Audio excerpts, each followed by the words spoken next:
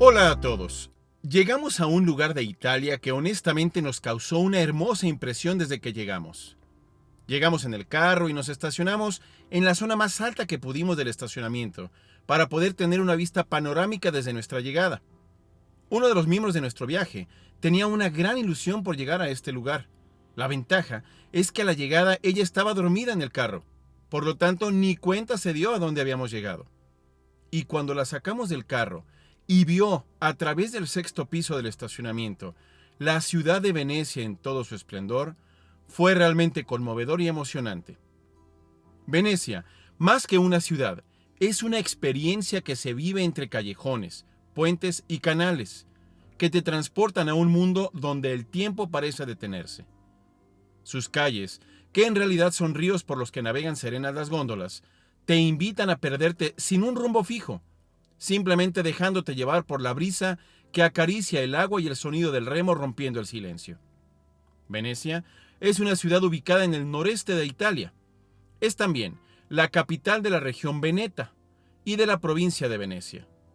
Su centro histórico, declarado Patrimonio de la Humanidad por la UNESCO, está situado en un conjunto de islas en la laguna de Venecia, en el norte del mar Adriático. Su particularidad geográfica, así como su milenaria historia y su riquísimo patrimonio monumental y artístico, han hecho de Venecia uno de los destinos turísticos más impactantes y populares del mundo. La ciudad está construida sobre un archipiélago de 118 pequeñas islas. Esto si incluimos las islas de Murano, Burano y Torcello.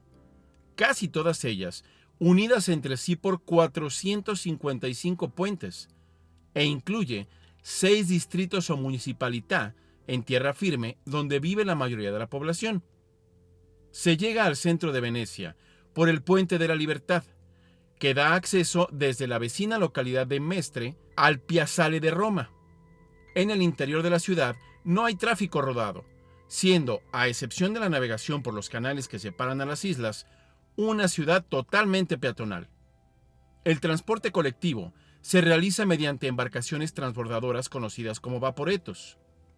Sus canales componen un gran enramado a modo de calles que parten del Gran Canal, gran vía por donde hay movimiento de multitud de embarcaciones, grandes y pequeñas, las más conocidas de las cuales son las llamadas góndolas. Venecia fue fundada en el siglo V, aprovechando su particular geografía que le daba protección contra los ataques de los pueblos germanos. Inicialmente, se encontraba bajo el gobierno del Imperio Romano de Oriente, del cual fue independizándose paulatinamente. Durante varios siglos, constituida en ciudad-estado, se especializó en la navegación y desarrolló un poderío marítimo que le permitió dominar el comercio mediterráneo. Debido a su ubicación en la encrucijada entre grandes imperios, ocupó una posición dominante en el comercio con los reinos de China e India. Hasta 1797 fue capital de la República de Venecia, conocida como la Serenísima, y con sus 180,000 habitantes, una de las ciudades más pobladas de Europa. Dirigía la ciudad a pesar de constituirse nominalmente como república, una especie de monarquía electiva, el dux o dogo, que dirigía junto con otros órganos de gobierno la vida de la ciudad y de sus posesiones.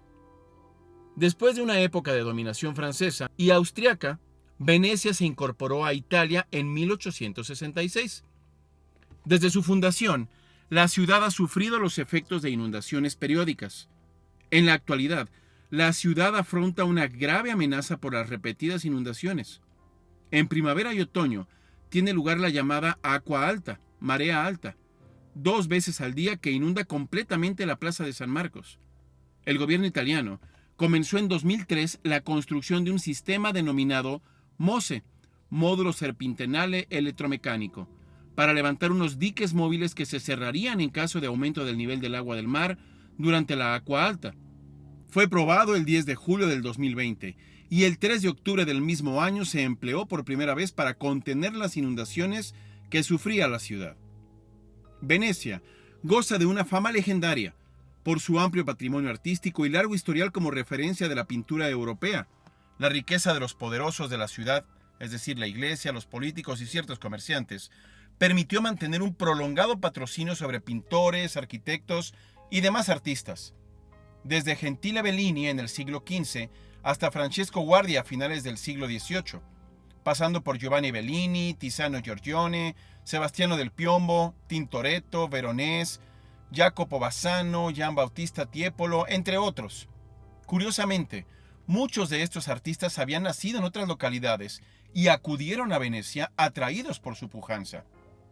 El estilo de los sucesivos pintores de Venecia mantuvo algunas características comunes: colorido cálido y rico, composiciones monumentales que irradiaron su influencia por toda Europa. La llamada Escuela Veneciana influyó en maestros tan diversos como Rubens y Velázquez y fue decisiva en la génesis de la pintura barroca en el siglo XVII. La arquitectura de la ciudad experimentó un periodo especialmente brillante durante el Renacimiento, con arquitectos como Mauro Codossi, Pietro Lombardo, autor de bellísimas iglesias, y Jacopo Sansovino, que construyó la monumental Biblioteca Marciana. Andrea Palladio y Vincenzo Saccamosi también dejaron obras notables en la Venecia renacentista. Venecia fue un importante centro musical durante siglos. Los numerosos acontecimientos festivos de la ciudad en los cuales la música tenía un papel protagonista, así como los teatros y centros religiosos que demandaban un buen número de obras, atrajeron a maestros foráneos como Monteverdi en el siglo XVI. La actividad musical en la Escuela Musical Veneciana, con compositores como Giovanni Gabrieli, se hizo esplendorosa en el barroco con Benedetto Marcello, Tommaso Albioni o el más célebre de todos, Antonio Vivaldi. Aunque la actividad musical languideció a partir del siglo XVIII, autores como Richard Wagner, quien falleció en la ciudad el 13 de febrero de 1883, o Igor Stravinsky, que aunque murió en Nueva York, quiso que sus restos fueran llevados a Venecia, son reflejo de la importancia de la ciudad, no solo como lugar de origen de muchos genios, sino sobre todo como inagotable fuente de inspiración a lo largo de la historia de poetas, músicos, pintores y todo género de artistas. En Venecia se encuentra uno de los coliseos de ópera más famosos del mundo, el Teatro de la Fenice, que literalmente significa ave fénix, y hace honor a su nombre, habiendo surgido de sus cenizas tras repetidos incendios, el último a finales del siglo XX. Fue lugar de estreno de algunas de las más famosas piezas del repertorio, entre ellas varias de Verdi. La ciudad también fue cuna de famosos escritores como Marco Polo, aunque existe un debate sobre el lugar de nacimiento de Marco Polo y se propone que haya nacido en la isla de Korčula, perteneciente a Croacia, y su célebre libro Il Milione.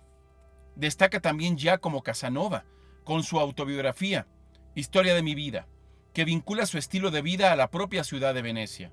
En teatro, destacaron dramaturgos que incorporaron la tradición de teatro italiana de la comedia del arte, pero usando el dialecto veneciano en sus comedias, como Carlo Goldoni.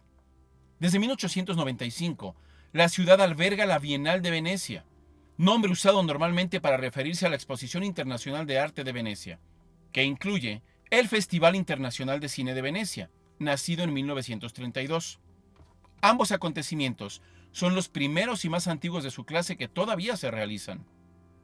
Otros eventos relacionados con la Bienal son la Exposición Internacional de Arquitectura de Venecia, el Festival de Teatro, el Festival de Danza Contemporánea y el Festival de Música Contemporánea.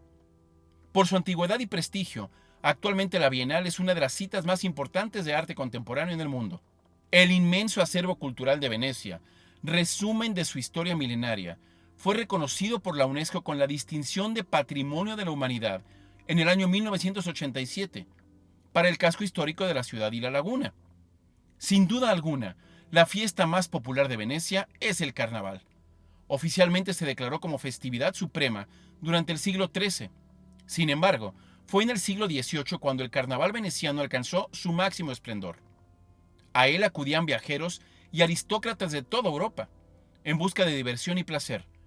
Con la decadencia de Venecia como poder mercantil y militar, el carnaval palideció hasta casi desaparecer.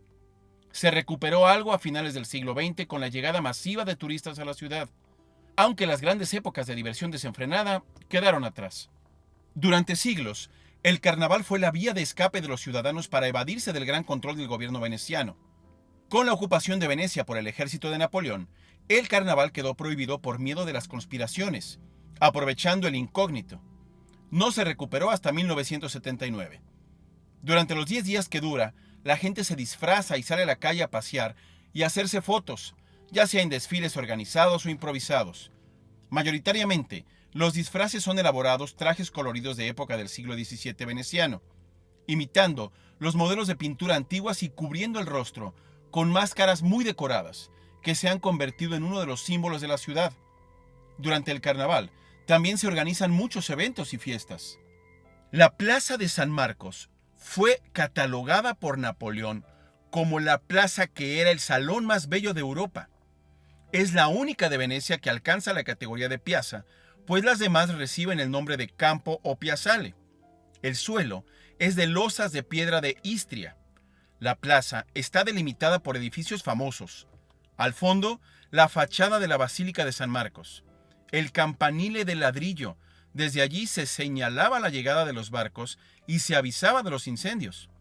El Palacio Ducal y la Torre del Oroggio, delimitando la plaza con una longitud de casi 350 metros, están los dos edificios llamados Procuradurías Viejas y Procuradurías Nuevas, cuyas fachadas se abren a la plaza en una arcada continua. El edificio de las Procuradurías Viejas era la sede de los procuradores y magistrados encargados de la conservación de la basílica. Construidas entre finales del siglo XV y principios del siglo XVI, se encuentran a la derecha de la misma. En el lado opuesto están las Procuradurías Nuevas, comenzadas por Scamozzi a finales del siglo XVI, fueron terminadas por Longina en 1640. Al fondo de la plaza, entre estos dos edificios se admira la Fábrica Nuova, hoy Museo Correr. En el extremo del edificio de las Procuradurías Viejas, en el ala norte de la plaza, se encuentra la torre llamada del Oroggio, o de los Moros, de acceso al barrio de las Mercerías. En el centro de la misma, se muestra un gran reloj que señala las horas, los días y el curso de los planetas y las estrellas. En lo alto, se ven las figuras conocidas como moros y que dan las horas golpeando una campana. Se puede subir a la terraza donde se encuentran estas. El espacio que se encuentra frente al Palacio Ducal, inmediato a la basílica, se conoce como Piazzetta y es quizá el corazón de la ciudad, rodeado de edificios de variados estilos artísticos, como la Logietta o pórtico de acceso al campanile, la Biblioteca de San Marcos, imponente edificio renacentista obra de Sansovino, y el propio palazzo. Se abre hacia la laguna en un muelle adornado por dos grandes columnas, con el león de San Marcos, símbolo de Venecia, culminando una, y San Teodoro, antiguo patrón de la ciudad, en la otra. Antiguamente, la plaza fue un amplio recinto herboso recorrido por un río y delimitado por dos iglesias, San Teodoro y San Gimignano.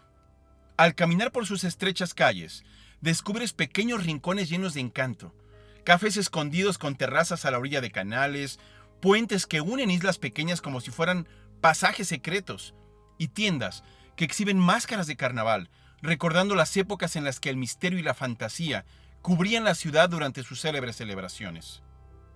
Cada paso en Venecia te sorprende con una vista inesperada. La luz reflejada en el agua parece transformar cada fachada, cada iglesia y cada plaza en un cuadro de una belleza tan única que resulta imposible de capturar por completo con una cámara. El Gran Canal, la espina dorsal de esta ciudad flotante, es un espectáculo en sí mismo, rodeado de palacios que se elevan como testigos silenciosos de esplendor y pasado. Y cuando llega la noche, Venecia se vuelve aún más mágica. Las luces titilan suavemente sobre el agua, creando reflejos dorados que danzan en la oscuridad. El sonido de las conversaciones y risas se mezclan con las notas de algún músico callejero, creando una atmósfera de ensueño. Aquí, hasta el silencio parece contar una historia de romance, arte y pasión que se siente en cada rincón. El último lugar que visitamos en Venecia fue la iglesia de Santa María de Nazaret, también conocida como la iglesia de los Scalzi. Es una joya barroca ubicada junto al Gran Canal de Venecia, a pocos pasos de la estación de tren de Santa Lucía. Su nombre proviene de la orden de los carmelitas descalzos, Scalzi, quienes la construyeron en el siglo XVII como un símbolo de devoción y majestuosidad. Desde el exterior, la iglesia se presenta como un edificio imponente con una fachada de mármol blanco que parece resplandecer bajo la luz del sol. Esta fachada, diseñada por Giuseppe Sardi, está ricamente adornada con estatuas y relieves que reflejan la elegancia y opulencia del estilo barroco. Al entrar, la sensación de magnificencia se intensifica. Los mármoles multicolores, las columnas esculpidas y los frescos en el techo dan la impresión de estar en un verdadero palacio celestial. El interior de la iglesia es un espectáculo visual. El techo estaba decorado con un impresionante fresco de Giambattista Tiepolo, titulado El transporte de la casa de Loreto.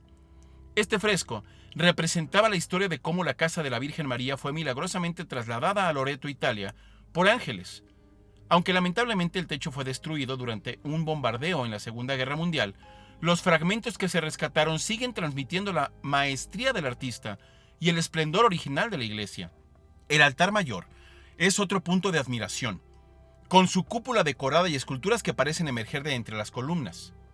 Detrás del altar, la figura de la Virgen con el niño sostiene la mirada de los fieles, irradiando una sensación de paz y protección. Además de su belleza artística, la iglesia de Santa María de Nazaret tiene una atmósfera especial de tranquilidad. A pesar de su proximidad al bullicio de la estación de tren y a la constante actividad de los turistas, su interior invita al recogimiento y a la reflexión, ofreciendo un refugio espiritual en medio de la ajetreada Venecia. Así, visitar la iglesia de los Scalzi no es solo una experiencia para admirar el arte barroco veneciano, sino también un encuentro con un lugar sagrado que ha resistido el paso del tiempo, manteniendo su belleza y su legado como un testimonio de la fe y la creatividad de sus constructores. Venecia, entonces, no es solo un destino turístico, es un lugar para vivirlo con el alma abierta, para perderse en sus laberintos y reencontrarse en su encanto eterno. Una ciudad que te invita a soñar despierto, a dejarte cautivar por su hechizo y a recordar que a veces la belleza más pura surge en los lugares donde menos lo esperas. Como comentario personal, muchas personas nos estuvieron advirtiendo que el aroma de los canales en Venecia no era nada agradable.